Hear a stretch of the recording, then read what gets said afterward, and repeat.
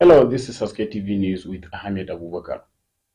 The Academic Staff Union of Universities, ASU Taraba State University chapter, has embarked on an indefinite strike over what they described as failure of the state government to meet their demands. The strike, which began yesterday, has forced most of the students to vacate the university campus. Haske TV correspondent reports. The state university has for long been having internal issues with the state government, which include backlog of salaries and allowances, lack of promotion, refusal to pay new national wage, as well as non-inclusion of staff on pension payroll system. Dr. Mbave Joshua Garba, who is the president of the University Union, spoke to Haske TV News on the reasons behind the industrial action. Yeah, the reasons we embarked on strike, we just have 5 key reasons among other reasons. The first issue is the issue of pension. Since this university was created in 2010 by the then administration of His Excellency Pharmacist Babada Fulas Sunte of blessed memory, till today, we have not been able to have a working document called pension. We have had colleagues who on the line had been called to glory, but nothing has been given to them by the state government, to their families. It is only the union that has still been maintaining some of these families at this moment. Some are retiring, some have retired, and some are at the verge of retiring for medical grant or for attaining the age of 70 or 65 as the case may be. They are just retiring with nothing to show, as if all that they did was volunteer work. This is totally unacceptable. The union must come up with a pension scheme to ensure and guarantee the future of our family.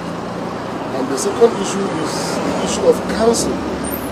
The university is being run by council in every other thing, because it is a council that oversees the day-to-day affair or running of the university. But what we have in Taraba State here, we do not have a council.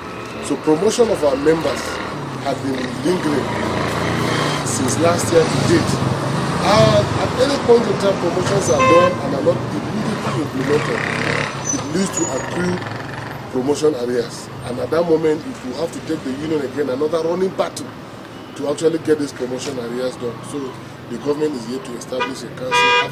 Even though we have read several letters, we have made several contacts, the council is yet to be established. We also have the issue of backlog of salaries.